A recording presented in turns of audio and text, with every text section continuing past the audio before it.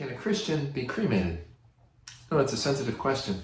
What happens to our bodies and the bodies of our loved ones when we die is something that's very important to us. Can a Christian be cremated? I know there's Christians who are asking that question. Of course, the best way to ask that question would be, does the Bible say that cremation is wrong? The answer to that would be a very clear no. There's no verse or passage in the Bible that ever says that cremation is a sin, that to burn someone's body after death is against the will of God. There's no place in the Bible that prohibits cremation. At the same time, it would be true to say that in the Bible, the normal custom was to bury a body and not to burn it. We see that throughout the Old Testament with the Israelites. Even in the New Testament, when people like John the Baptist and Jesus himself died, their bodies were buried in tombs. And yet, even in the Bible, we see examples of God's people being burned. One clear example is at the end of 1 Samuel chapter 31, King Saul and his sons, when they died in battle, their bodies were burned. The Bible doesn't specifically command or prohibit cremation. What the Bible does say about our bodies after death are two clear truths. First, right away in the book of Genesis, we hear that for dust you are, and to dust you will return.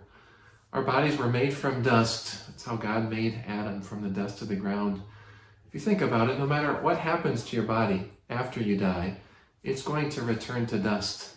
Whether it's put in a casket and laid in the ground, whether it's lost at sea, whether it's burned through cremation, all of our bodies are going to return to dust. We don't change or control that with what we do with our bodies after death. Even greater, though, is the Bible's gospel truth about what happens after death. In the middle of the book of Job, a man who faced lots of sufferings, made this confession. He said, "I know that my Redeemer lives, and that in the end he will stand upon the earth. And after my skin has been destroyed, yet in my flesh I will see God. I myself will see him, I and not another." Job chapter 19, verse 27.